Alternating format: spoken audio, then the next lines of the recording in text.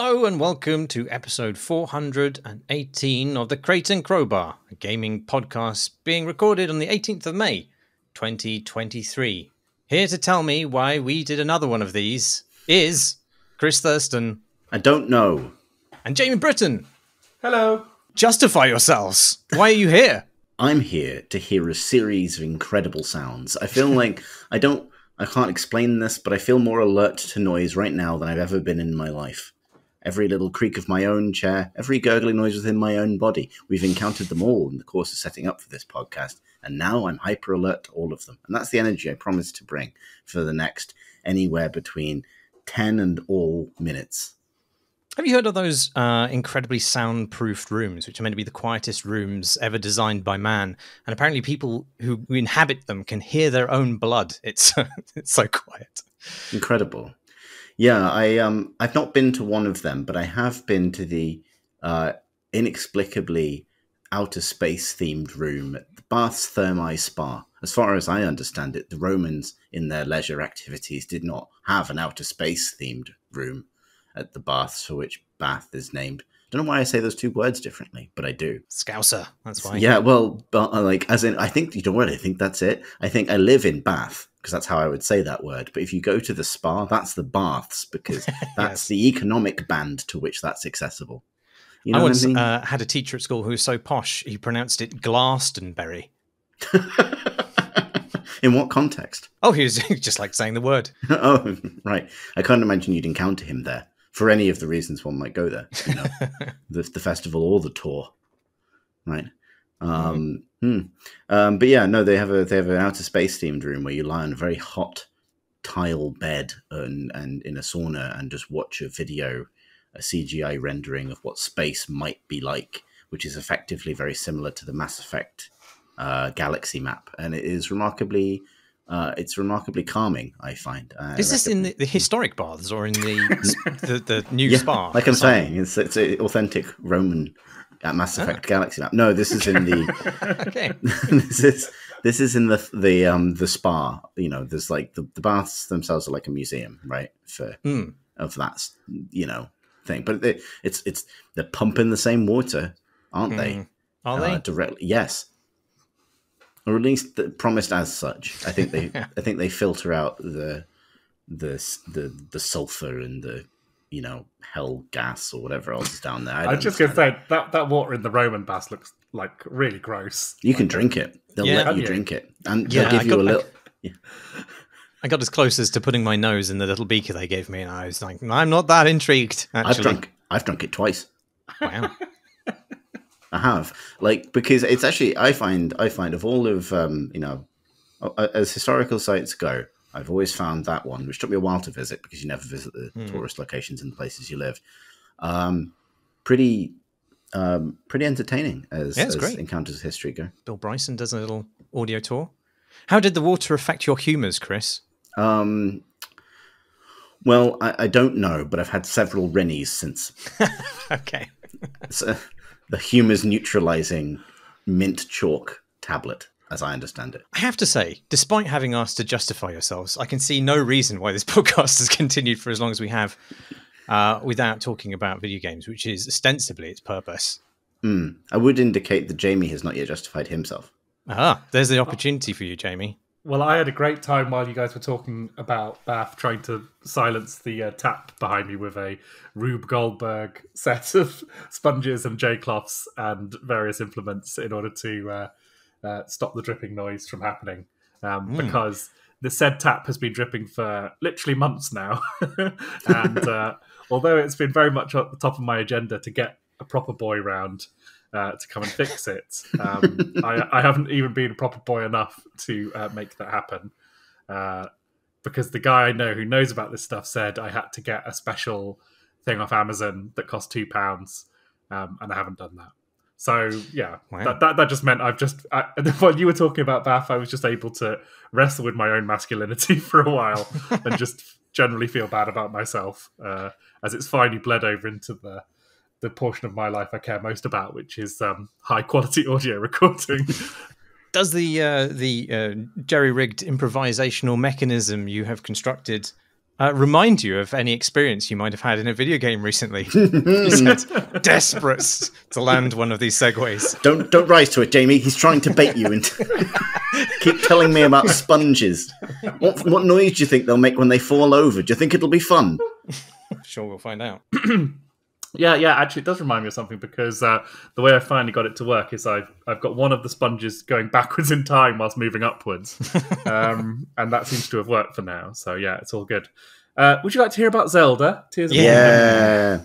So I have played a lot of Zelda Tears of the Kingdom over the last week or so. Yes, it can only be a week because we're recording this on Thursday, so it's only been out for 6 days. Yeah, it's a tricky one to know where to start with, to be honest. It's amazing. I'm pretty sure it's amazing. Just to be clear to people listening, I won't spoil any plot elements or any character stuff or any story stuff like that while I'm talking about it.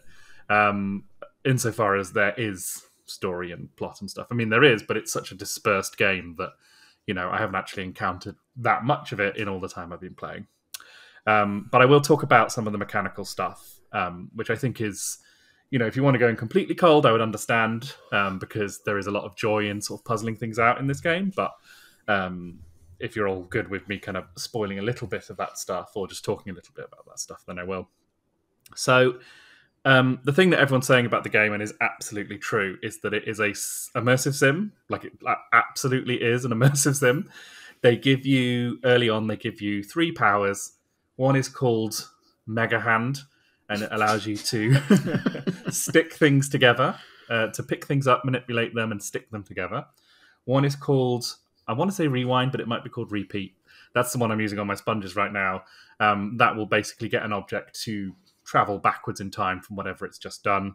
And then the other one, which is a really weird one, is called Ascend.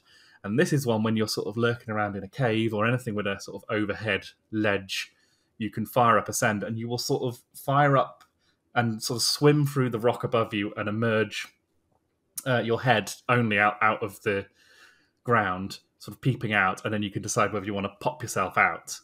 It's very, very strange. It never feels entirely comfortable doing it, but it is very useful.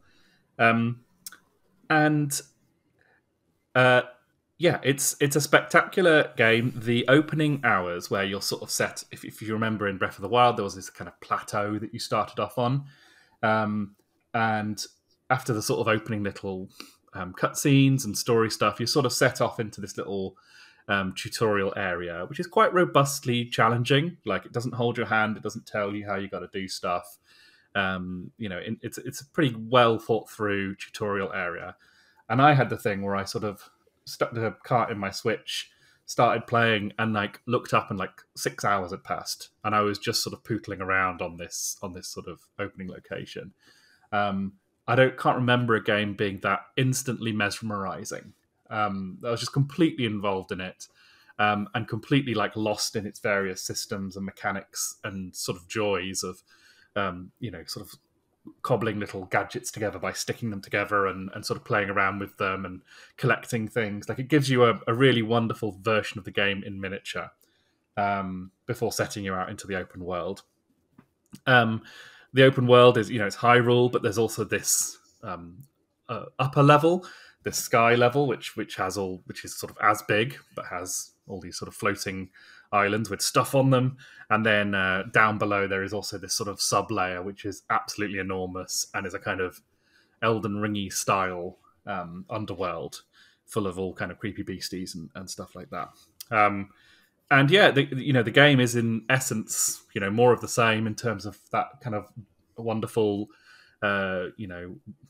journey of sort of going on a fetch quest across the continent, unlocking areas of the map, going on side quests. Whereas Breath of the Wild felt kind of beautiful and numinous and sort of empty in a kind of glorious way. For me, I think Tears of the Kingdom feels stuffed. It almost kind of Skyrim-like in terms of how often things are happening and things are occurring and people are sending you off on side quests and challenges, and there is so much joy in navigating it. The game is a technical marvel. You can skydive from a platform high up in the sky, shoot down a hole in the ground below and then plummet into the the depths of the underworld bit and land there and then have a fight immediately. It's just extraordinary. It looks beautiful on the Switch as well. Like, it's kind of remarkable that it's on that console, to be honest. And yeah, it's a dream to play, a dream to explore. It's probably my favorite game of the year so far, and I think it's unlikely anything will come along to knock it off its perch. I'm interested if I start to feel like bored, because I think there is a tension in these games between how much they hold your hand and how much they let you go off and explore. And I think that's a tension that they're trying to engage with this game. Like, they're trying to sort of take the same world and the same character and the same basic rules and kind of, build on that whilst still retaining what is good about, the original game. And I think it'll be interesting to see how that feels after 20 more hours, 40 more hours, and see how that kind of unfolds. Because at the moment it feels pretty good, but there are some the slightly fuzzier aspects of the game I think are victims of that. So, like, I had a boss battle recently which I kind of felt both overpowered for and underpowered in a different way, and I think that was as a result of like how the game sort of throttles you at some points and sets you free at others. What do you mean? Or is that a spoiler to say? Well, it's not really a spoiler. I guess, some of the things that you need in the game are like... so I'm fighting a boss which requires a very particular item to beat. And the game allows you to fight this boss as soon as you've sort of made your way to it. And what happened for me is that the boss fight was much longer than it should have been. Like, the boss fight ended up being like 25 minutes long. Oh, God. Just because I got to a point where I'd almost killed this thing. But because it needed this particular item, I had to do it in a slightly laborious way. And there probably would have been a cleverer way to do it, but I didn't have the kind of nous at that point to be able to do it. So I had two options of, like, quitting out of the boss fight and going and grabbing more of the thing I needed, which would have been a bit of a search, or just kind of whittling it down in the way I did. So there's that kind of aspect to it, which I don't think will be necessarily an uncommon experience, but I think it will be an experience which requires like a certain mindset of player, because there is an immense amount of freedom in this world. There is an immense amount of influence that you can have over it, and a true immersive sim level of reward to be had in puzzling your way through this. It was just that when I played through that particular boss fight, I didn't quite have it in me to think of a clever way through. So that is the only kind of sort of downfall of it at the moment. But I actually think that's also sort of a problem that all immersive sims have to a lesser or greater extent, that it's just very, very hard to grant players that much freedom without having a few moments where people are just going to be like, oh, I don't even know how to leave this room or whatever. So, yeah, it's really good. I wanted to talk a little bit about the combat, because the combat, I think, in Breath of the Wild was, okay, but pretty serviceable, really. It was just kind of a pretty transactional affair. Whereas in this, the game I honestly would compare it most to is Heat Signature. Because you have this fuse ability, which basically means you can pick up your rudimentary planks and bits of wood and crappy little swords and things like that, and you can fuse basically any object in the world to them. So you can make a stick with a rock on it, or you can make a stick with a flaming torch on it, or you can make a sword with another sword on it. You can put mushrooms on your sticks, which makes enemies bounce off them. You can put seeds that you would normally use to light up areas on your shield, so that when enemies hit them, they explode in flashes of light and blind them. You've got this, and that is just like a tiny fraction of all the stuff you can do. You can also, in all of the various objects you pick up, when you draw back your arrow, you can press up on the D-pad, and it will allow you to attach basically anything in your inventory to that arrow. And that can, be fire, bombs, electricity, all manner of mad shit. And so what it ends up feeling like in combat is you sort of parachute into these, big groups of goblins and moblins or whatever they are. The game will pause when you're using your fuse ability or pulling back your arrows. And you end up basically in this kind of wonderful kind of combat where at least for me, it's about overwhelming the enemy with kind of really, really like huge amounts of items and objects and changing weapons. You end up with a bag of murderous comedy props in a really kind of heat signature way. Like you're a prop comedian, but you're bringing out swords covered in fire and ice grenades and oil and all manner of claws and stuff like that.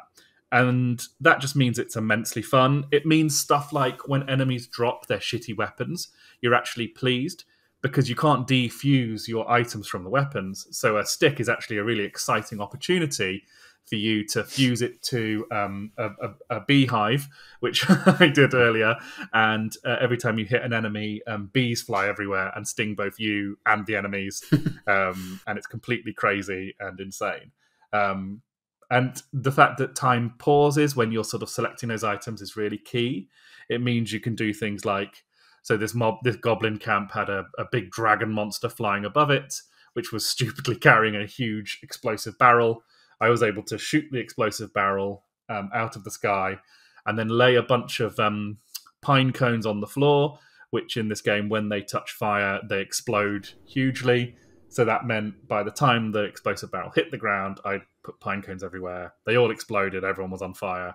And then I was able to catch the updraft of the flames and then come back down again with more death from above. So it's just like immensely fun, immensely ridiculous. And it has that heat signature thing of like you make mistakes, but your mistakes just end up being a kind of the game yes-anding you, like in an improv game. It just says, yes, you've done this stupid thing, but that means you're going to have to think your way out of this with whatever crazy gadgets you've got on you right now and think creatively with them. And that just feels like revolutionary. It feels amazing to do, and it feels like something that Nintendo have never really sort of trifled with before. Like it feels like an incredibly sort of brave new world for them. And yeah, so far for me, like a lot of the game has been just kind of playing it almost like a Far Cry game and just sort of clearing out enemy outposts and having fun doing it in various like ridiculous ways. The other thing that the game has is like building, like really involved building mechanics, but really again beautifully conceived. So there's all these like gadgets and batteries and bits of technology from an ancient civilization. It's all quite Mass Effect, actually. The game has a very similar plot to Mass Effect, which is weird to say, but it's true. And there's all these kind of, mechanical gubbins lying around, which you can assemble into things like cars and aeroplanes and all sorts of stuff. It's amazing. Like I found on the beach, I was running along a beach, and it was taking me ages to get to where I wanted to go. And I saw a control stick, which looked like a kind of, like a sort of Segway controller and a fan, a sort of hovercraft fan. And I thought, oh, wicked, I can make myself a sick Segway. All I need to do is attach this control stick to the top of this fan, stick a battery on the back, fire it up, and off I'll go. I'll be zooming down the beach in no time. It didn't do that. It just hoofed me into the sea, which is really funny. It just sent me sailing away up into the sky and into the sea. And then I just had a wonderful, like, half an hour where I built myself a crazy car. And that was how I worked out you could build a car in the game.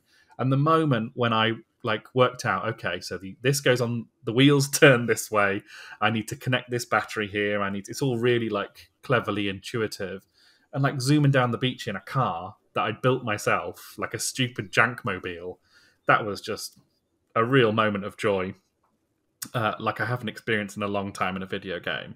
You know, obviously they've laid those bits out in just the right way so that you're walking along this kind of long stretch of beach and you're just sort of distracted enough to sort of cobble this thing together. But the fact that it's there, the fact that the game doesn't hold your hand through you doing that is just like, it's like a sort of Deus Ex level of, wow, what are the possibilities here? This just feels like an immense amount of freedom and choice as a player to kind of be creative and express yourself, which feels kind of almost like first playing Minecraft levels of that kind of possibility space expanding in front of you. And if they can keep that pace up for the rest of the game, it's going to be something really, really special. I'll talk about one more thing, which is a really, really, really stupid thing I did. But I was very, very pleased with it. and perhaps you'll find it amusing to hear about, or perhaps not. Perhaps you just find it maddening. But they have their shrines, which kind of returning from the first game. So these are like special areas, sort of dungeons that you can go into, and they all involve puzzles that involve using your abilities. So I thought the one I'd stumbled into was maybe a late game one, because it took me ages to solve. So I thought, oh, maybe this is like quite an advanced one. So what it was, I'll try and explain this best I can. I walked into a large room after entering the temple. There were two sort of shapes on the floor in front of me, kind of blocky shapes. A locked door, and then high above the door, a sort of empty space in the wall. So I had to get to the other side of the wall. And also in the room, there were two sort of L-shaped blocks. So what I thought was, okay, what I need to do is stack these blocks on top of each other. So I can get high enough up above the door and then jump through that hole. So what I did was I stacked those blocks on top of each other. No, not high enough. I couldn't get through. Nowhere near close, in fact. So I was thinking, okay, so obviously that's not it. Maybe if I stack these blocks on the shapes that are in the room, these kind of slightly weird, unfinished shapes that are here. No, not even close. That doesn't get me anywhere near high enough. I need to go much higher. Okay, well, one thing I can do is I can use the power hand, whatever it is, power fist ability to sort of send one of these blocks up and then allow it to fall back down again. And then I can use my rewind ability to send it back up again, and I can kind of ride it up like an elevator. No, that didn't work either. That didn't get me high enough. I'm getting there, though. Okay, so the next thing I try, I'm going to climb on one of those vague shapes, and that allows me to have kind of more height to my kind of tractor beam thing, so I can send the block up even higher.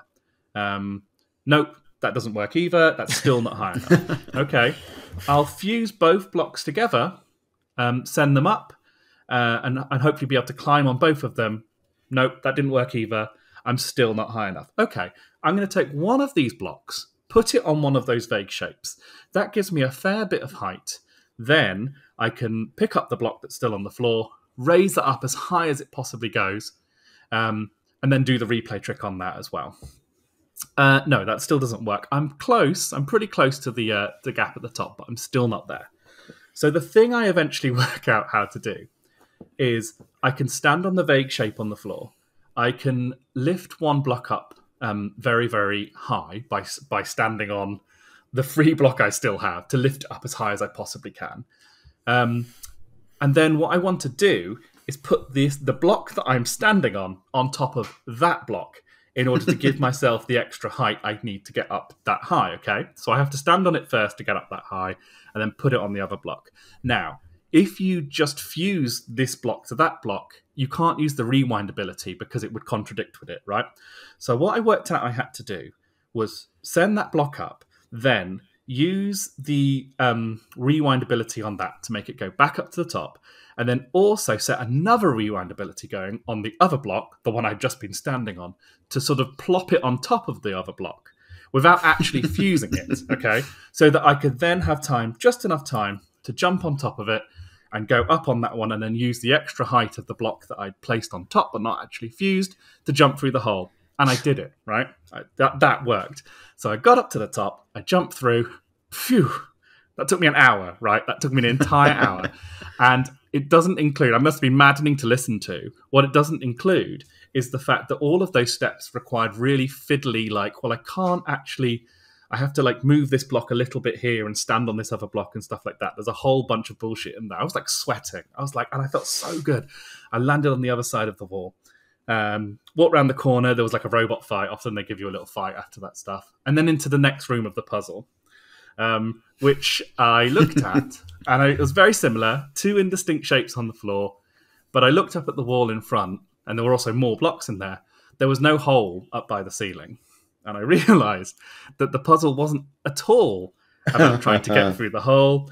The puzzle was that one of those indistinct shapes was a completed block, and it wanted me to use those other blocks to slot into the blocks next to it to match it.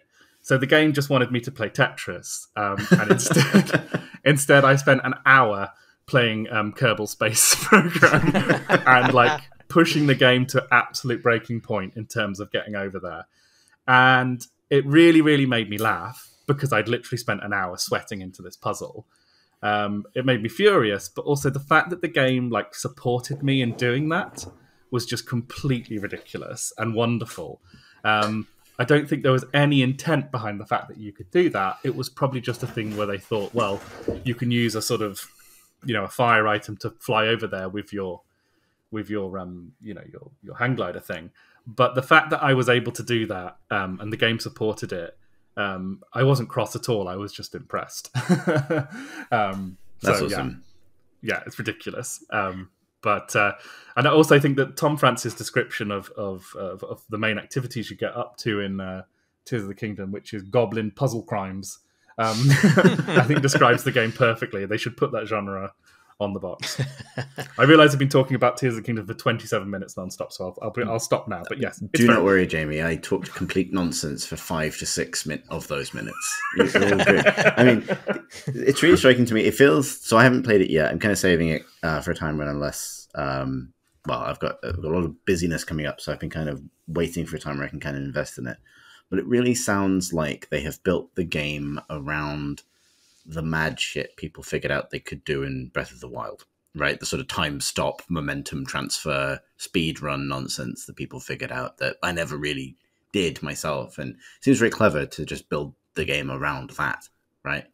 I think they've absolutely done that. And the fact that within, an hour or so of playing the game, I was doing stuff that in the past I would have seen in a YouTube video and thought, well, that's awesome, but I'm never going to, reach that level myself. Was just it feels really amazing. Actually, it feels like a very un-Nintendo thing to do, which is to like look at a fan response to something, a sort of mimetic fan response to it, and then build that into that game. But that's absolutely what they've done. Yeah, it's interesting because like Breath of the Wild is an immersive sim as well. Like I think I wrote something for Eurogamer once along those lines. Like it's interesting to hear, like, one of the things that you said, that because I was going to ask the question, like, all I have seen of the game really, because I guess I've like avoided reading too much about the kind of the bones of the game, but you inevitably see like this person's crucified a Korok, or here is someone's made a Gundam with a huge dick, right? Like those, that stuff, or someone's made a helicopter, like that sort of thing. So part of me was like, from the outside looking in, and I imagine there might be listeners in the same position, it's kind of hard to parse what is the exceptional YouTube bait and what's the kind of meat and bones of the game like. And the meat and bones, I don't know. But you're kind of answering when you talked about things like that kind of the fusing system, but also crucially, I think that time stop thing, the ability to kind of effectively play the game in what sounds like a bit of a turn-based way seems completely vital given the mad amount of freedom they're giving you. And I find that quite interesting as a way to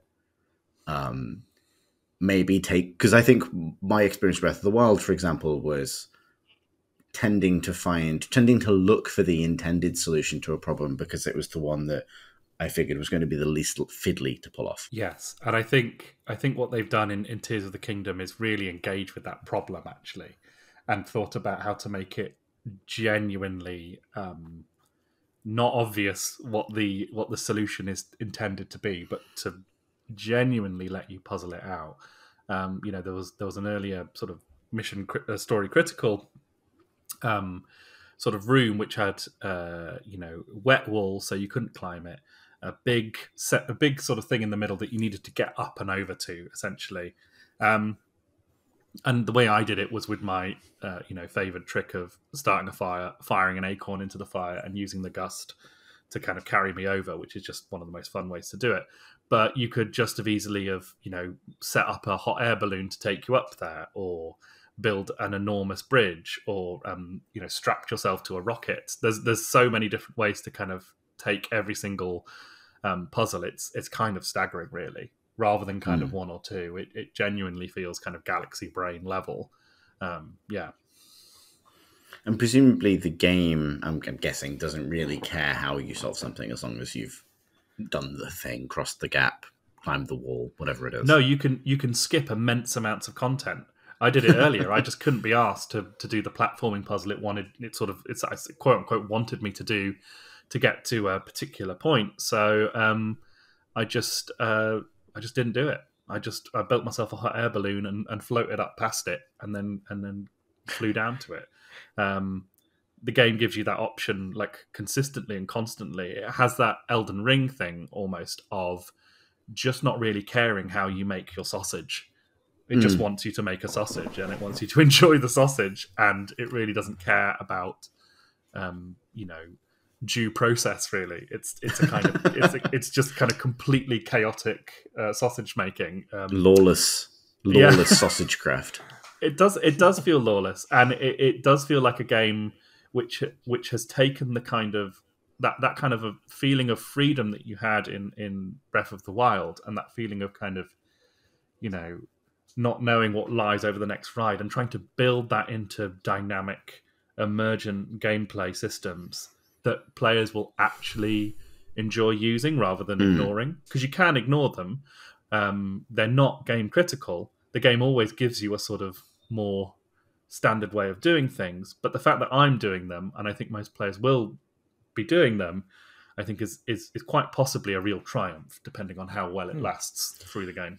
I guess that's the question I was going to ask. Are you allowed to be boring? Because I say that as someone who's often quite boring in these games. Is it acceptable to just be like a little dickhead with a boomerang, like you would normally be in Legend of Zelda? Yeah, it absolutely is. I mean, like, I've spent the vast majority of my time with the game just tootling about, like, just, literally climbing up hills and having a look, and occasionally getting into fights. But, like, the game, you still have an immense amount of fun doing that. And there are so many surprises and weird twists and bonkers monsters to find that you're still very well supported in your adventure just by tootling and not worrying too much about anything, really. I do feel like a bit like a kind of, that kind of cliche about D&D players being like murder hobos.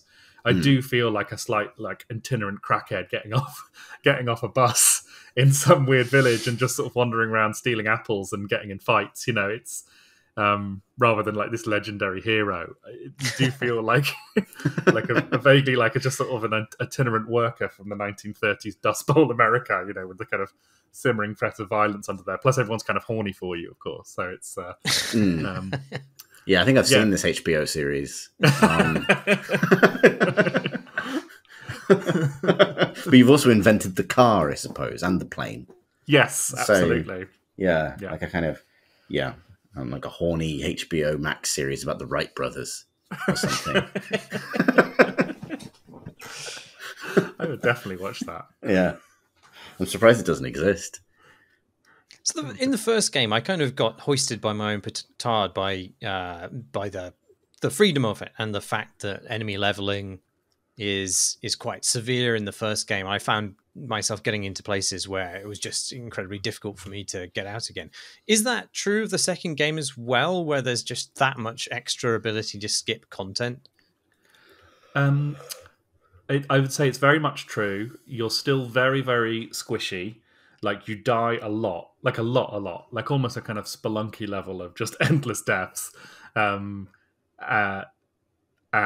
enemies are constantly one-shotting you.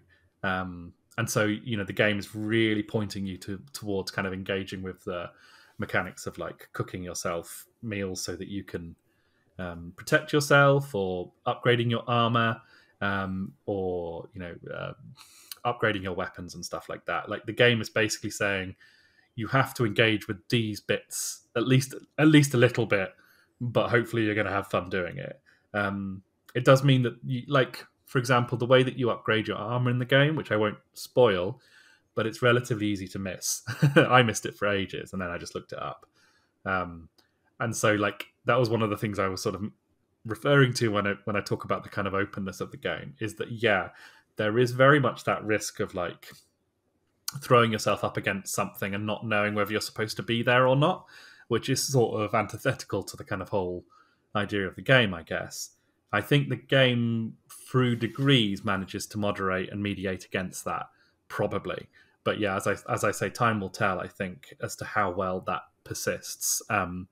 Because I do think it is a slight, not failing, but it's just a kind of risk, of making a game this open.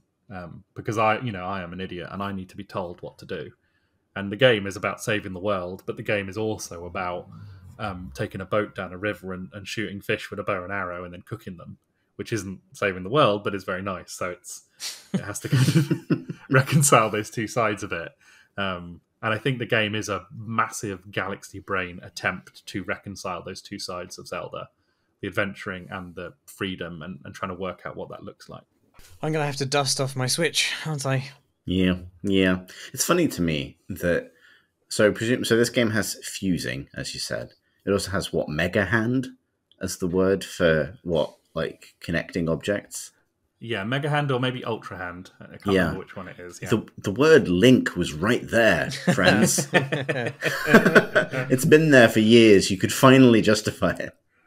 I mean, I still call the hero of these games Zelda. Yeah. I still can't help myself doing. Oh, you got to start Zelding those items together. That's. We should talk about the opposite of this game, Marsh. I feel like maybe we should have addressed these games in the reverse order, because I feel like we're probably just sort of lobotomizing ourselves going from Legend of Zelda to. I mean, I think you're right, but at the same time, I feel like we had to traverse the kind of lawless anything goes sausage frontier so that we could return to the hidebound sausage conveyor belt that is Jedi Survivor. You can also skip content in Jedi Survivor, but if you do that, it says, sorry, you've irrevocably broken your game. Yeah. So a more elegant sausage from a dignified age. Exactly. Yeah.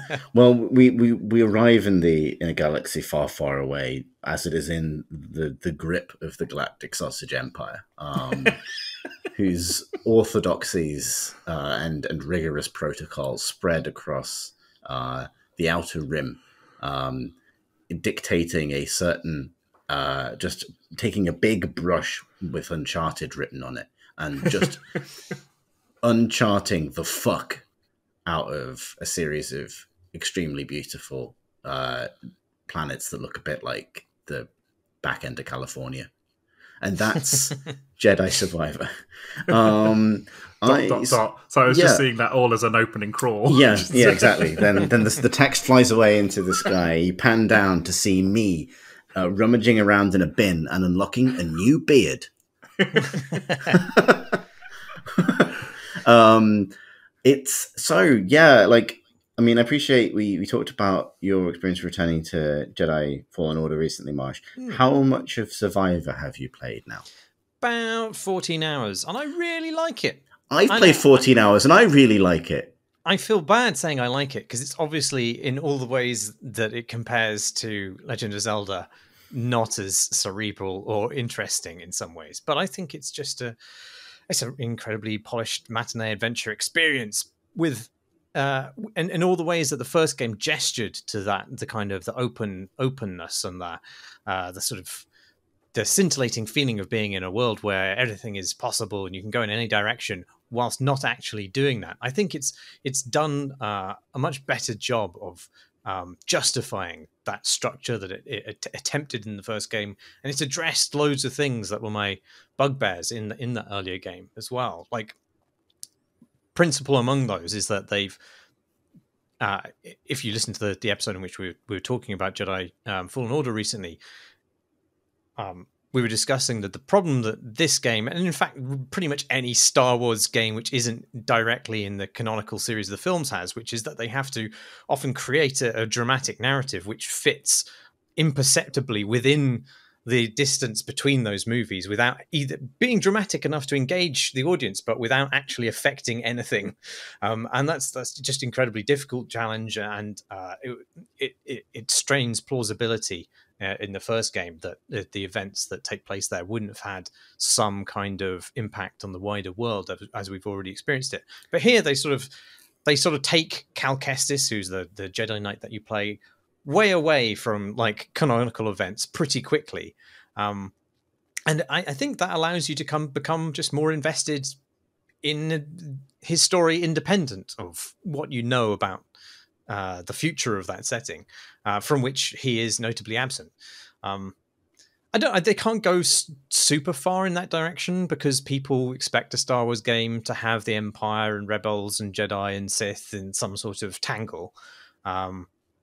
But I suppose it's harder just to tell a story in some backwater which is totally divorced from the larger story of those factions. But like at 14 hours in, I feel like the stakes for Cal are quite different from the first game. He's disillusioned by his previous efforts to thwart the Empire. He's basically failed, and he ends up on a planet in the galactic fringe. And the crew have all gone their own ways. And while you do see them again, the mission isn't to restore the Jedi Order and defeat the Empire, but to, as the title suggests, to survive, to persist, and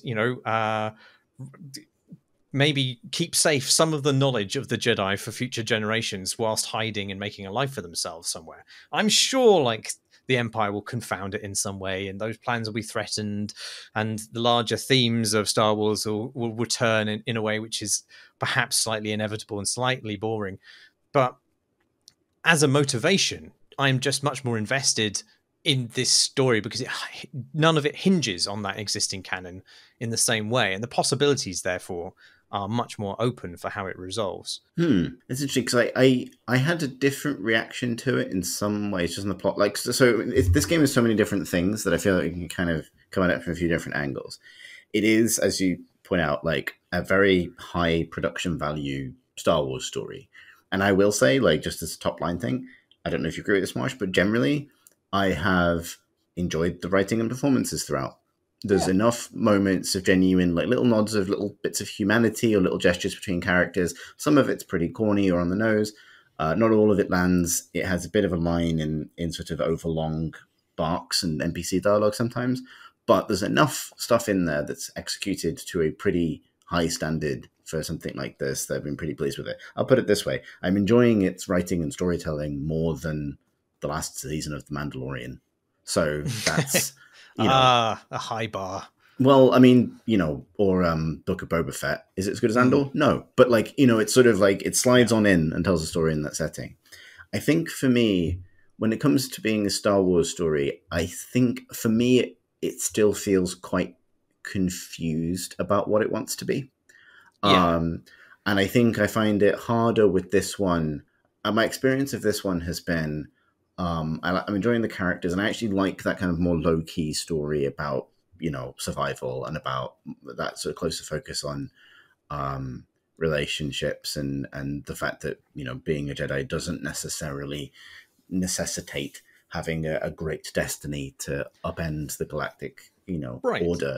It kind of feels like the premise of the first season of The Mandalorian, which is what I thought we were going to get, but that has been steered back into canon. Whereas, the joy of The Mandalorian's first season was that it was a cowboy story. That's the lone stranger walking into town and fixing a bunch of the problems there, and that seems to be like the premise that you eventually get to after the opening in Jedi Survivor as well, where you just land on this planet, you find a nice bar, and you go around like sorting out people's problems. Kind of.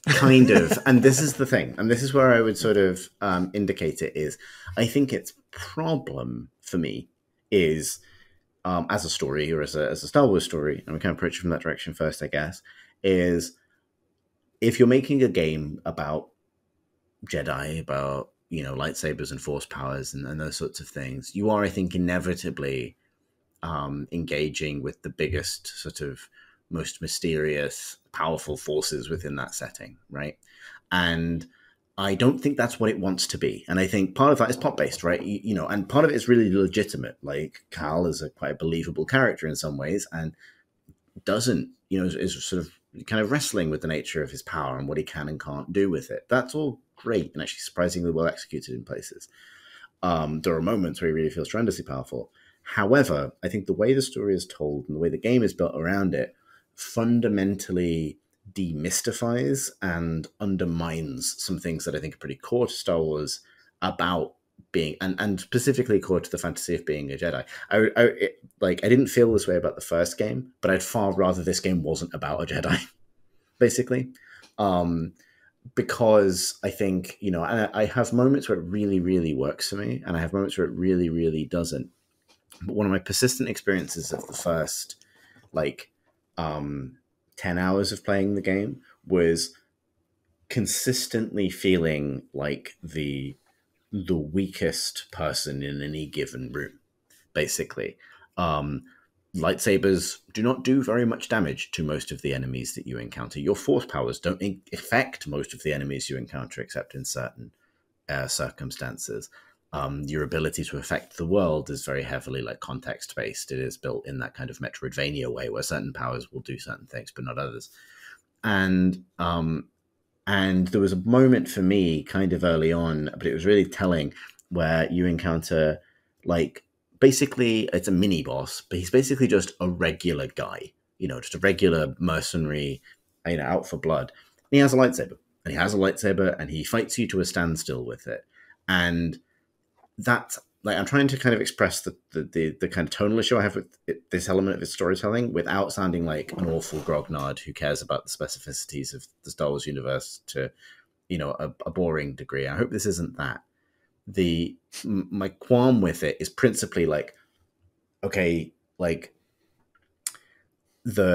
fantasy is substantially undermined for me by the fact that the fantasy of being that kind of lone kind of Ronin style, I guess sort of interlocutor who kind of steps into a scenario and settles it with these kinds of awesome powers is really undermined when basically a big turkey can completely kick the shit out of you.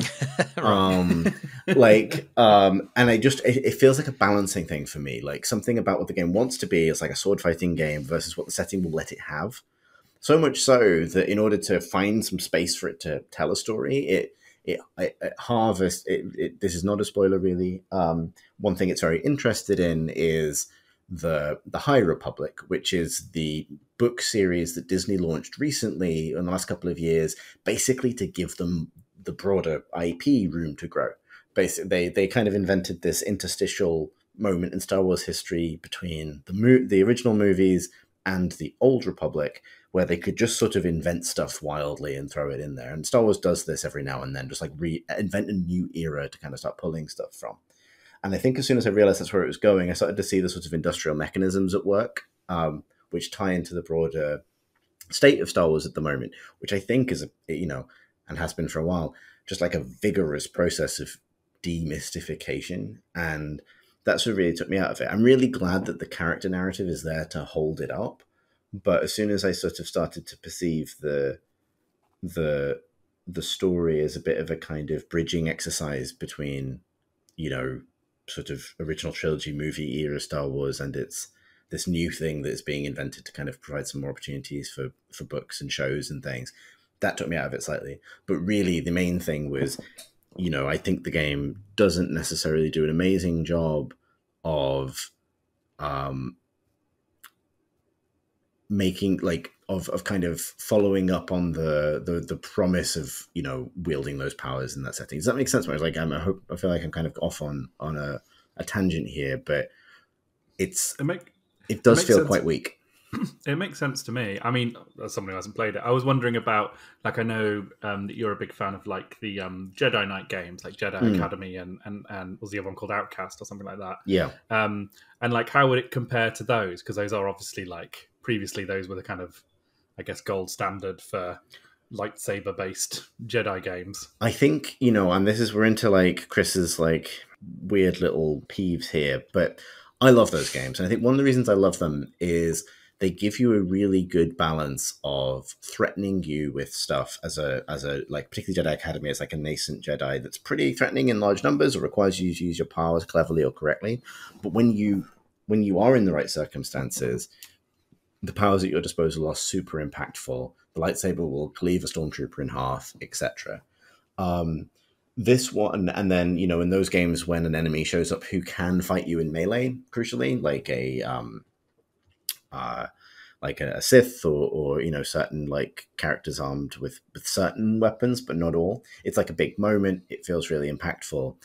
In this, there is like a really common experience will be like there's a Imperial scout trooper. He's got a riot shield, so you're going to have to like circle strafe around him until his guard is down and then stab him with your lightsaber. Like shit like that just turns your lightsaber into, it's just a sword. It's just a baton, basically.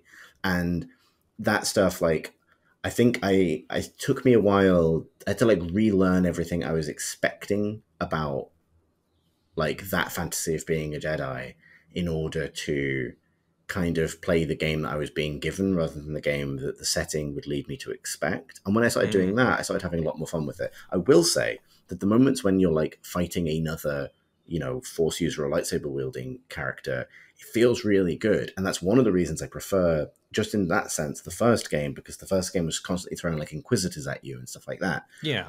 There was more of a reason for those enemies to be able to rebuff your attacks, whereas every motherfucker in this world seems to have some sort of version of an electro sword, which isn't a lightsaber, but it can still, turn the blade away. Yeah, like there's a line. It was like a bark I heard, and it's like, I don't know if they intended this to sound the way it did, but there's a line where like a stormtrooper yells something like, "Look out! He's using the Force," and it's one of those things that, like, if you take, I think my conception of that universe is really like frozen in time in the moment in A New Hope, where Han Solo looks meaningfully at Luke and says like, well, I'm from one side of the galaxy to another, and I've never, seen anything to make me believe that there's an energy field kind of controlling my destiny. And it's like, the Star Wars like progress over the years of making Han Solo sound like a total dipshit, where it's like, this happens all of the fucking time, all of the fucking time. Like, you know what I mean? Like, and so, and I appreciate that's like, I don't want to fall down that CinemaSins hole, but it's something about it that just feels really off to me.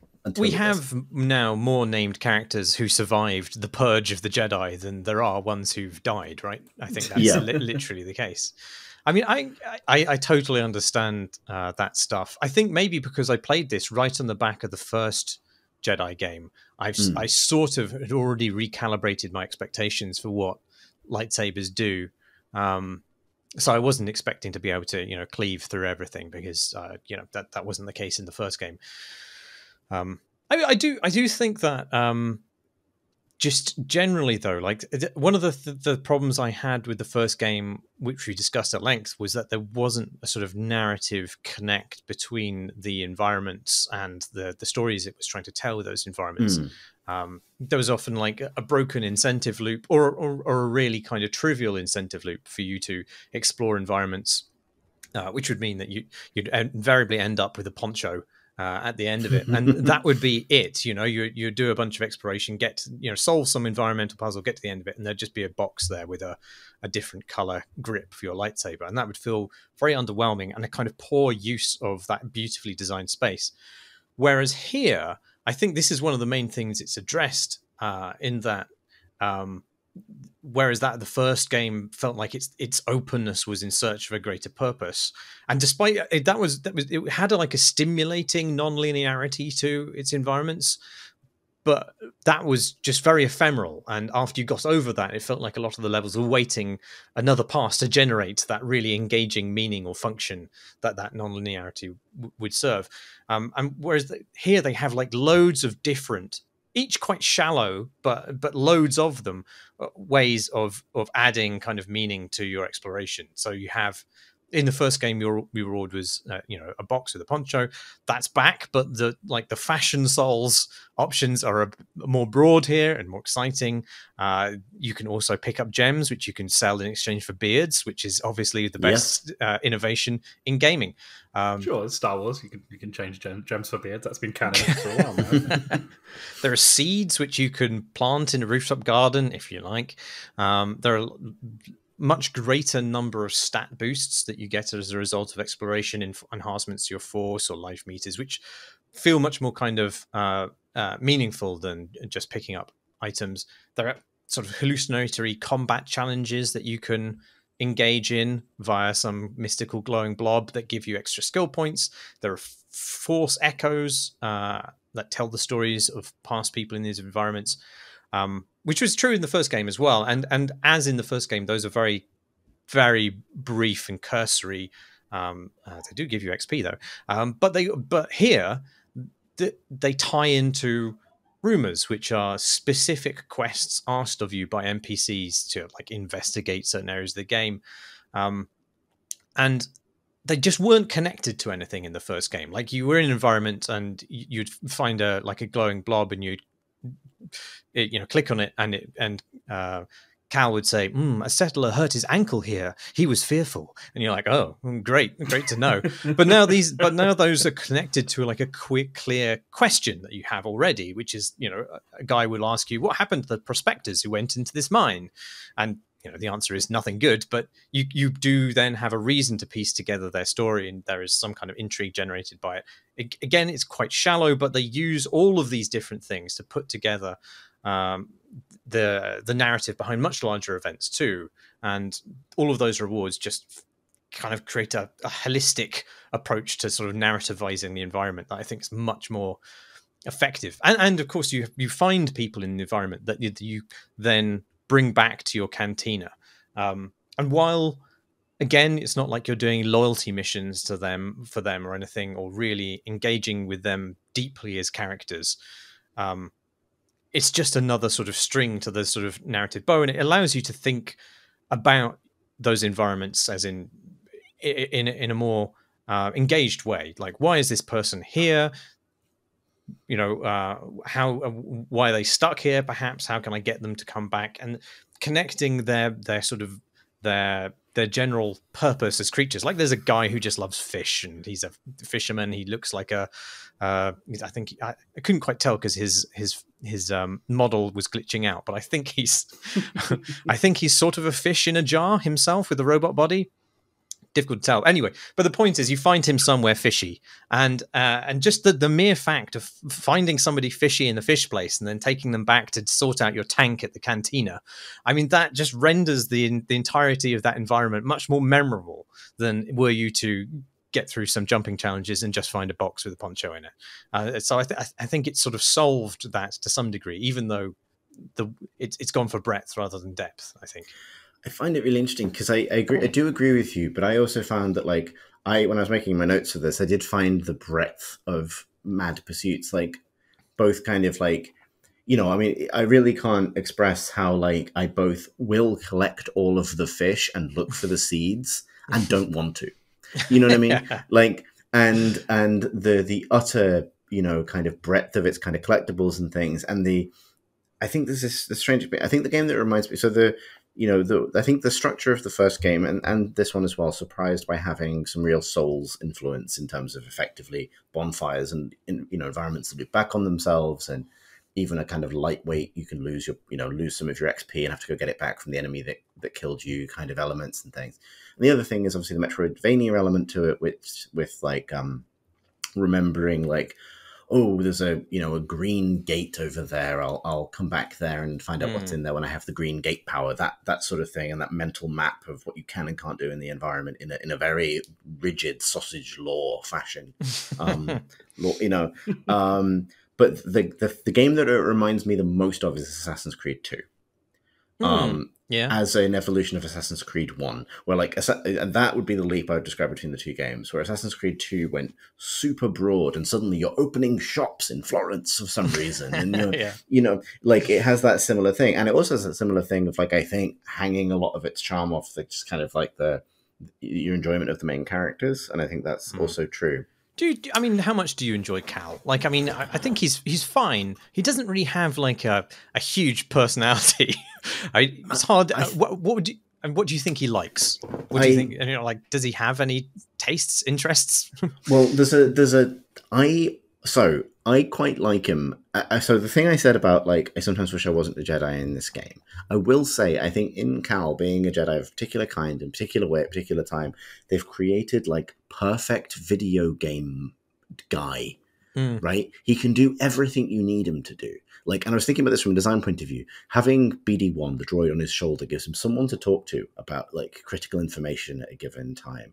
He'll kind of quip occasionally, but not a lot. because he's a stoic Jedi as well. You've seen him grow up into a Jedi Knight, so he doesn't really want things. To your question, right? There's a series of lines of dialogue where a character kind of goads him a little bit on that, and what it means to be happy versus to live by a code.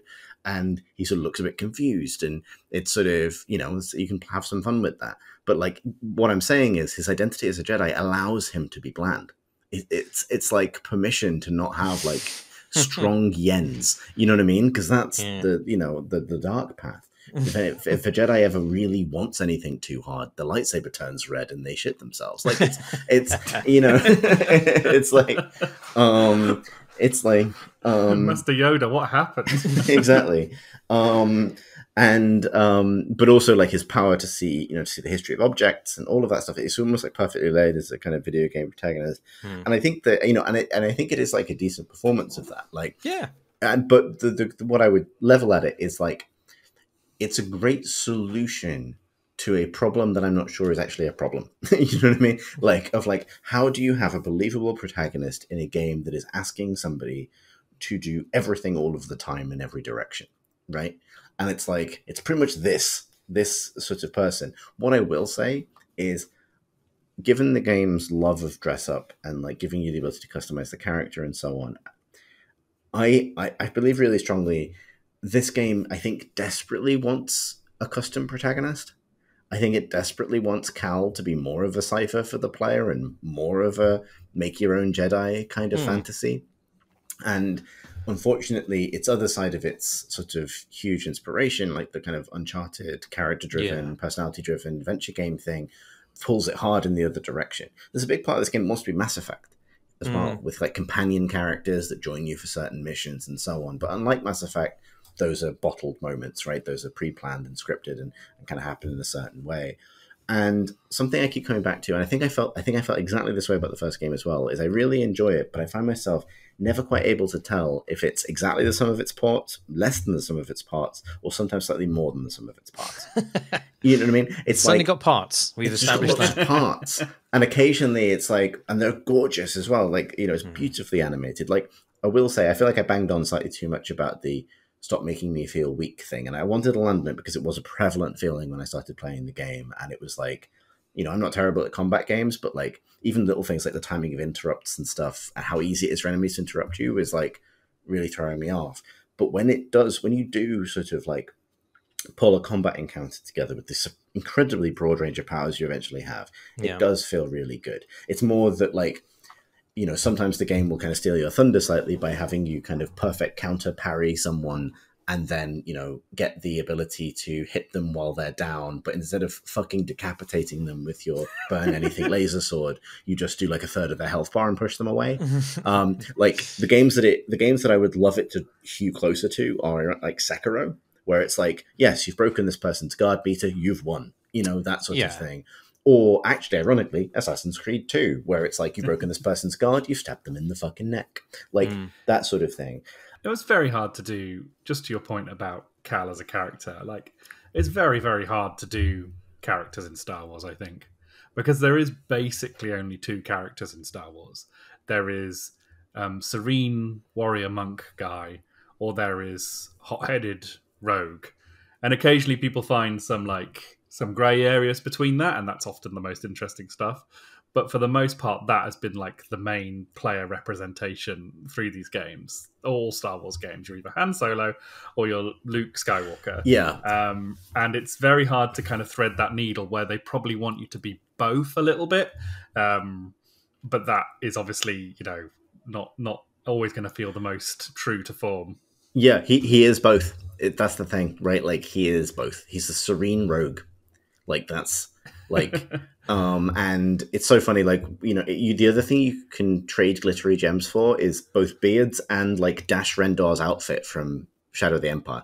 Like, you can be Dash Rendar if you like. You can be Kyle Katarn if you like. You can be any of these guys who are the same guy. But I think it's quite, I think it's a successful version of that. I like the little cape I have for him. I have changed his beard, but not his hair, because it didn't make sense to me that he would grow his hair out in the time the game takes place in.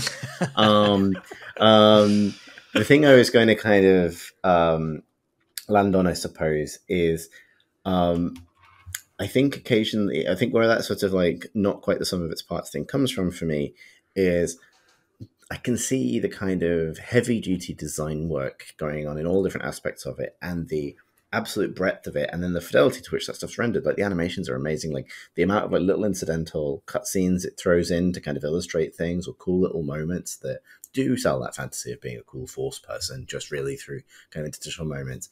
And the way that's coupled with like open world breadth, and honestly, like genuinely, there's one sequence that I thought was like, it's very rare for me to be like thrilled by a relatively linear thrill ride in a AAA game, right? Like usually involves sliding down a hill while something explodes, but like Tomb Raider does this, Uncharted does this. But there's a sequence in it that is genuinely, I was like, fucking hell, it's genuinely like pretty stunning, both technically and in terms of like what happens and how frenetic it is. I was really impressed by. To Marsh's benefit, and I'm not sure he's had, I imagine we played about the same amount, so you will know this, but this is a game with not one, but two significant mining devices. And given what you loved so much about the first game, I'm not surprised you're enjoying it. Yeah. You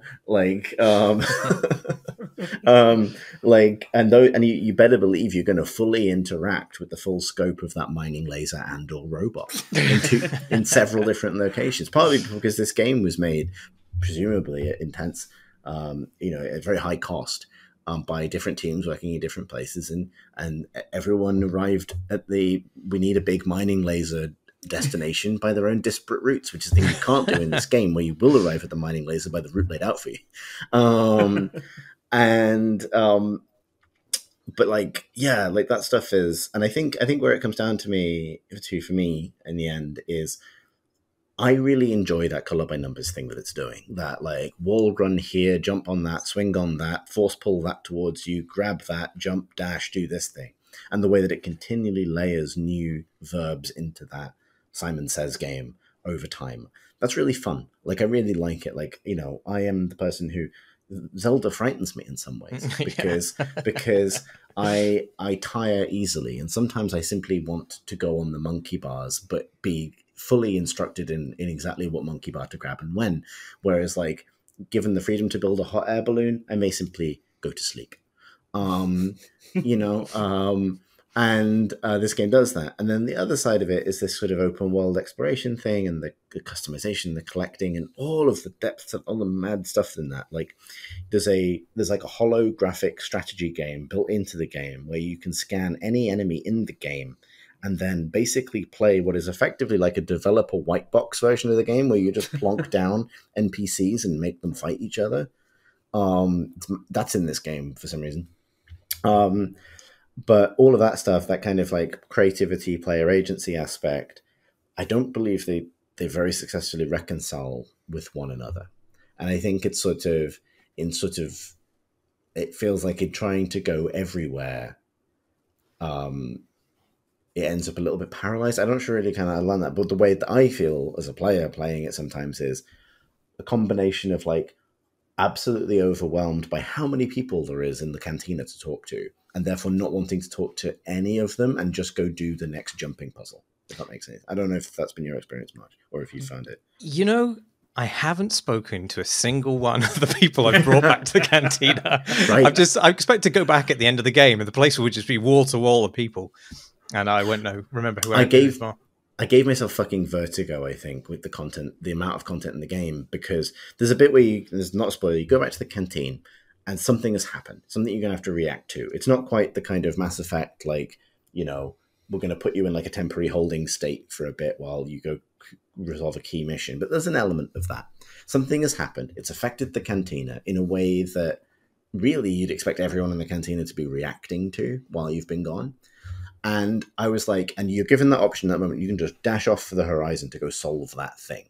But I had this feeling like I should go to the cantina and talk to people, because if one of them has a custom line of dialogue relating to this thing that has just happened and I'm about to solve, then all of them will. And if all of them do, then this is the only time they're going to say them. And if there are any rumors or things attached to that, now is the only time I will hear it. Gotta get that content. Stomach sank when I spoke to the first like nameless prospector, and he was like, some things have happened here while you've been away, Jedi. And I was like, fuck, fuck. And I've got to speak to 18 people about this. And I did.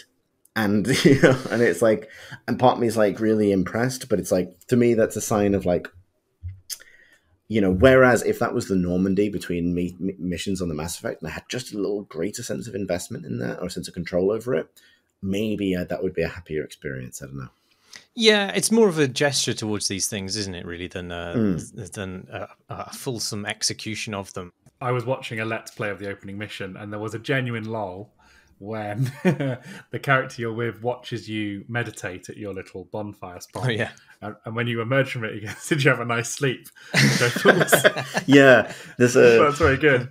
There is a lot of that. There's one moment where they fuck up slightly, and it's like an escape sequence, and there's a character with you, and you're running along, and it gives you a meditation point because the next thing is going to be hard. And like in the background, I could just hear like, "Come on, Cal, what are you doing? Come on, come on, Cal." So I'm having my little sleep, like, and it's like that's the only. But otherwise, like even later in that sequence, there's a bit where a character like. You have the opportunity to go do something mission critical or have a little sleep. And a character says, like, I've forgotten how much you like to meditate. And it's like making that kind of like it's like having a little toddler who's had too much cake and just needs a little lie down in the room upstairs. Mate, that still happens. Like, yeah, like Cal Kestis's power naps is it's a real thing. Yeah, like, and there is some fun like sort of incidental dialogue and stuff in the game. There's a really strange moment where it really over-explains the concept of a yurt. Have you gotten to that bit, Marsh? No, I haven't experienced that. No.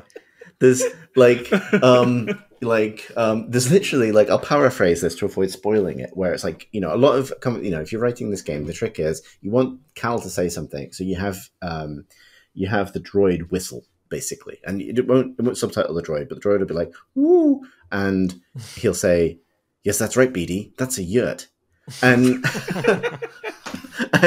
and then he'll say something like, I first saw one of these on like Bongar 12. Do you remember the adventure on Bongar 12? And BB and he'll go, "Woo."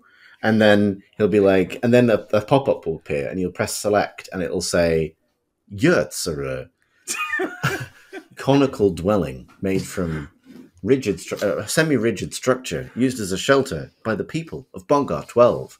And then you walk into the next bit, and there'll be literally like a force thing on the ground and a memory, and you'll interact with it, and you hear a man going like, "It's going to be great to have somewhere to sleep, but what is this?"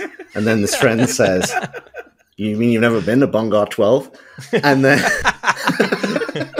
and he'll say, "Can't say I have." And then another pop-up will appear, and you press select, and it'll say, "Two prospectors fell in love over a memory of the fabulous yurt, the chosen structure of the people, the nomadic peoples of Bongar 12." That is pretty close to something that actually happens in this game. And part of me kind of loves it, but also there's that thing of like, I guess I find myself both going like, I'm glad you did this, but really aware of like the steps that had to be taken for this to be created by humans at every step of the way. You know what I mean? And then somewhere to the left of that is like my Star Wars fantasy like PDF or whatever, right? Like where I've detailed all of the things that I think will be in a Star Wars game. And like, capturing that feeling of finding the Wikipedia page for yurts isn't one of them. like I'm actually going to maybe not to spin out too much. I'm this weekend off to LA. I'll be in America for a couple of weeks, and I'm gonna have an opportunity next week to go to Galaxy's Edge for the first time. And I'm really curious about how I'm going to find that, because I mean, physically it's in Disneyland, but like, because I love Star Wars as like a place, but also as really as a storytelling structure and as like a set of vibes, basically, that you attach to a story to make it feel like Star Wars. I'm not really drawn to the sort of the occasional theme parkification of it, quite literally in that case. And the reason I say that is because there are occasionally moments in this where it feels like a very strange Star Wars theme park that a story is trying to escape from. And I wonder if I will go to that theme park and be like, oh yeah, that's it. You know what I mean? Like, will I get to clean the fish tank in real life? The iconic Star Wars fish tank? I don't know, but I don't know if they'll let me. It is but yeah. it is a funny thing about Star Wars, I think, that if you watch the original trilogy, like one of the things it's least concerned with is lore, which is why I think it's such an amazing act of world building that people are still thinking about and still building upon now, because it does it all without basically mentioning it. It does it all by stealth, and it does it all through action in a way that lots of modern movies and TV shows could like really do with paying attention to a little bit. But I do think that's an incredibly difficult mood to recreate, either in a TV show or in a game. Especially in a game where like you're used to having a fucking endless glossary that you'll never look at, full of stupidity. Oh, it's huge in this game. But Star Wars, for me personally, and this is obviously absolutely the opposite of some people's experiences of Star Wars. It's no means more or less valid, but like I like the lack of lore in Star Wars. Or I like Star Wars the most when it's least bothered by the history of things and the origin of things, and is more. I mean, this is the problem with the prequel trilogy, right? Is it was background context and content that no one ever needed or wanted, really. And so, I do think like Star Wars is also all something that we grow, pretty much all of us grow up with, and it's all something we'd love to kind of experiment with in games or whatever. But actually, to do it well, it just occurs to me, it must be insanely tricky to do, and particularly in a genre like video games, which has a whole bunch of trappings along with it. Like you're looking at this kind of platonic ideal of those original movies, and trying to sort of extend yourself out from there into these different medium, and like it's really hard, because what makes those movies great is their simplicity, really, and their kind of the sort of courage of their convictions. I think the thing I like most about Star Wars are the inclines. They can be sandy inclines, they can be slightly wet inclines, and the fact that you can't walk up them, I think, is really pivotal to the Star Wars franchise. And I think that this game really nails that experience of falling down very slight inclines that you thought you could walk up. Yeah, I mean, and what I expect from that experience is that there will be, at some accessible distance, a freaky horse of some kind. The thing that makes me not mad about that is that I can see the meeting where they were trying to work out what key they would need to fit this lock, and it's maybe the 8th meeting they've had about this, and somebody just goes, "Weird camel," and they're like, "Yeah, everybody go home. That's fine. It's Weird Camel Fridays at Respawn." And we can all sleep finally. Yeah, exactly. They all sit down cross-legged on the ground and have a little sleep. And the problem returns. yeah, problems have respawned. I think you're right, because like occasionally I find its design, like talking about the Simon Says thing, and it adds so many things to that. So many. Like, you want to fire fucking magnetic goo from a droid, you will. Like, flammable, but only with certain kinds of lasers. Yeah, laser flammable, maybe magnetic, space resin, I guess. More than one kind of horse you can ride. There's the wet horses. They're the gravel horses. Yeah, exactly. I'm sure we'll find an ice horse later in the game. One can only hope. But also there are moments which are like, I would say, like, a lot of these things are threaded together really elegantly. Like I say, when they're flowing, like these jumping into wall running, into that sort of stuff, it flows really nicely. Respawn, good at a wall run, been that way since Titanfall. They know what they're doing. And then every now and then you see what I would describe as like a fuck it class level design decision. Like, which is like a new ability you get really early is like a grapple line, and the grapple line goes to specific points in the environment, and they've designed it very well so that the only thing you can grapple to can be basically fucking anywhere, anytime. And it is used pretty frequently as a bit of a get out of level design jail free card, where it's like, if we're not quite sure how we're going to get you over this one, because it doesn't really make sense to put like a climbing wall or something there, it'll be a grapple point, and that'll, we'll turn this into basically a pull the left trigger challenge.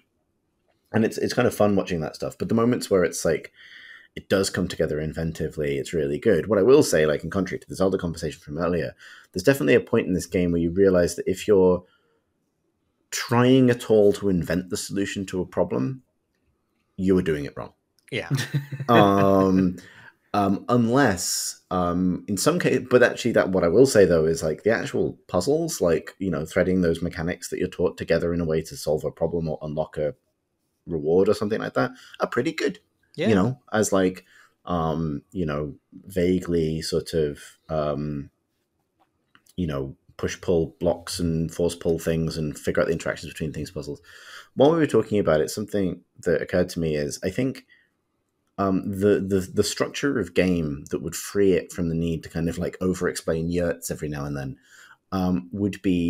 is actually something closer to like what they did with Titanfall 2, which in itself is heavily inspired by Half-Life 2, which is allowing a set of mechanics or a set of verbs to have one brilliant level and go away again.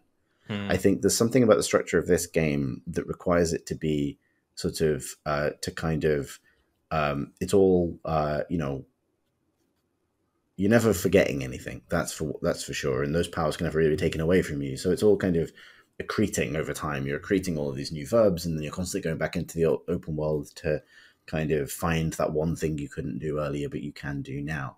And I think part of me, maybe it's a lazy part of me, would quite enjoy the version of this, which is just like a series of really well-crafted, themed puzzle levels built around a specific set of mechanics that we then move on from without the additional breadth. But I appreciate that would be a very different game.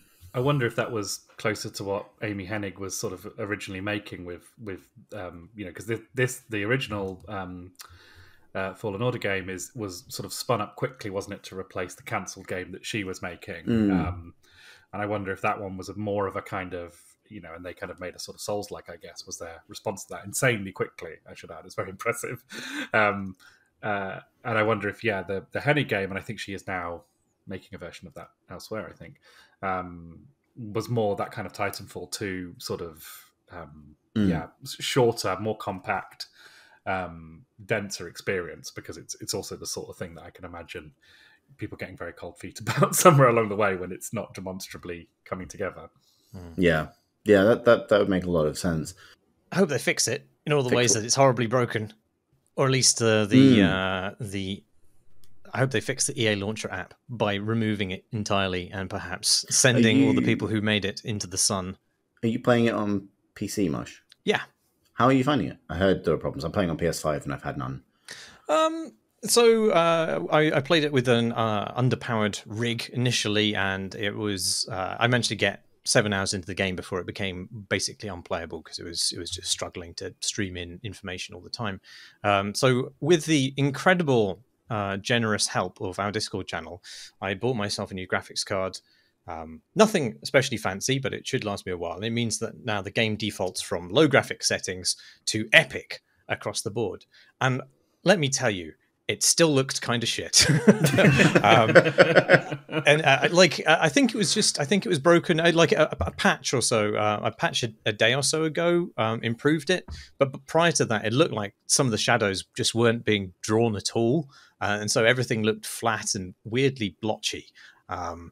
But then it still looks better now, but it still stutters like an absolute motherfucker, and it eats up pretty much the entirety of the 16 gigabytes of RAM that I currently have. So yeah, there's a big issue with streaming in the game. And I've turned down the draw distance and text resolution, and it doesn't look any noticeably worse, and it has improved a little bit, but it's still in a bit of a shonky state.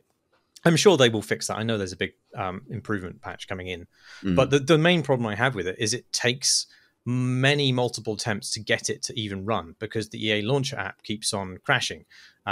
It doesn't know whether to log into my existing EA account or not. It continually gets confused about whether it needs to do that or not.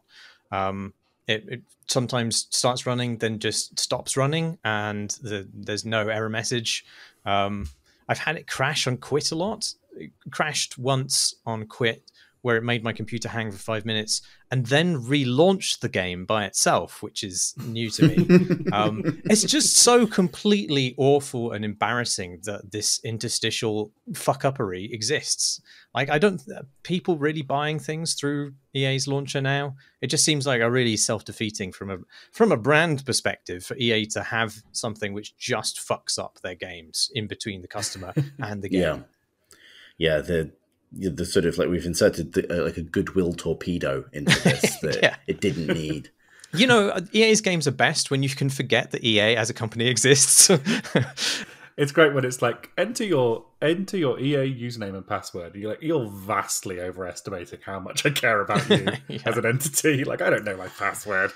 It's interesting because you don't see any of that stuff on the PS5 version at all. Like, you know, there's no EA account login or anything like that. It's just play space game. How nice for you! Look how it whooshes. Yeah, no, it's great for me. I'm delighted. Does the controller make noises? It doesn't in this one. It does. No. It vibrates a lot. It vibrates quite a lot during cutscenes at moments that aren't otherwise like obvious. Like, just like someone's phone going off in their pocket. Basically. Or like maybe Cal has indigestion. You know what I mean? Like occasionally a character will just say something significant. It seems to vibrate on that, which isn't as traditionally how one uses that technology. It's just, but hey, I'm having a good time. Can I ask you a final question? Is spam all canon? It is now. That's the magic of Wikipedia, my friend. I see. They wrote Spammel. It's a big camel, Jamie, for your benefit. And it's called a Spammel, presumably because it's a space camel. And guess what? It ended up in the game. So absolute hats off to them. I think this is the debut of Spammels. Wow. It's like they've invented it's basically a bird torn, and they've invented several variant Wampers, for the purpose Spammels were blue or purple skin. Oh, for fuck's sake. The creatures were used as part of a parade held in Jeddah City on the eve of the annual Reflection Day festival. It's a long article, guys. It goes on and on and on. What does it say about Saws? And am I wrong? Did they... About what, sorry? I mean, when were they invented for like Rogue One or something? Did they miss them? Has Jeddah ever been in anything before? It's in Rogue One. Oh, is it? Jeddah City, yeah. So during the Galactic Empire's occupation of Jeddah, Imperial sand troopers mounted Spammels, it's such a stupid word, traverse the moon's cold desert landscape. I don't know. I can't pick my way through the amount of in-universe detail there is in this article. Yes, it's Rogue One. There you go. Okay, they're invented for Rogue One. Another... Okay, fine. I take it all back. It's Creation. This is Gareth Edwards, director of Rogue One, a Star Wars story. I'm not sure anyone's noticed the space camels that the stormtroopers ride in Jeddah. If you look really very carefully when Jin and Cassian are walking through the Jeddah, you'll see these giant camel things that the stormtroopers are riding on the left. Wow. That's from visionary director Gareth Edwards. Look, as a diehard Rogue One apologist, I now love the Spammel. And if the Spammel merchandise available at Galaxy's Edge, I'm fucking coming home on one, right? It's like, come back with your Spammeler on it. That's how I feel about this now. I'm looking at a beautiful concept painting of one right now, Chris, and they are fucking stupid. Yeah. But do you know what they will do, Jamie? They'll get you up a slippery incline, won't they? This is Felicity Jones from Rogue One, a Star Wars story. One of the first shots featured a stormtrooper sitting on a camel. And I thought to myself, quote, wow, I'm in Star Wars. Nothing says Star Wars like weird camels. Honestly, the little part of my brain that goes, wow, I'm in Star Wars, has been triggered so relentlessly by this video game, Jedi Survivor, that it's now actually like Saw. It's all those inclines. Well, that's nice. That's a nice kind of Saw. Yeah. Wow, I think I'm in Star Wars. Weird camels, wow. They had them in Tatooine. Every planet, its own camel. That's a promise. They got crazy. There's when you were talking about mining lasers, there is also mining in Tears of the Kingdom, and you can mine down into mountains and shit, and you have to knock through rock walls. It's really quite involved. And I was like digging around earlier, and they had underground, what I can only describe as underground cave gorillas, which attacked me. And that was pretty cool. So I just wanted to add that for balance. Good to know. Good to know. Good to know. That sounds like this cave gorillas. That sounds like a wampa. Sounds like a wampa. You know what? So It was just a wampa as well. Ain't nothing but a wampa. I don't know. My brain is melted. I'm sorry. The revelation that I missed the Spammel in Rogue One, a film I've seen about 11 Are times. you even a Star Wars fan, Chris? I can't. I mean, I've hardly been able to claim that for years, let's be honest. Like, you know, but I take it all back. I take it all back. What this means is, hilariously, I think this is probably then the first game that's had to like take the joke name Spammel and just fucking go for it. But I see you, Respawn writer who wrote the codex entry for Spammels. I see you. You know? Should we wrap up there? Yeah. Oh, there was one thing I did need to say before we wrap up the podcast, Marsh. Go for it. It's important. An important coda to my Marvel Snap story from last time I was on the podcast. In the intervening weeks, they've patched the game so that should you enter a total horseshit fiasco where you're going to waste 4 minutes of someone else's time while a series of effects resolve at great length, it now plays a wacky VCR fast forward animation and skips you to the end. And I like to believe that this is my fault. So that's my coda to that saga. But for one glorious moment in all of the history of mankind, you stood at top. It was 4 minutes of moments, Jamie. My God, we can be heroes. Exactly. Great. Yes, I think we should stop now. Thanks, Marsh. Well, fittingly, that is all the moments that we have for this podcast. I still don't know if we managed to justify recording it.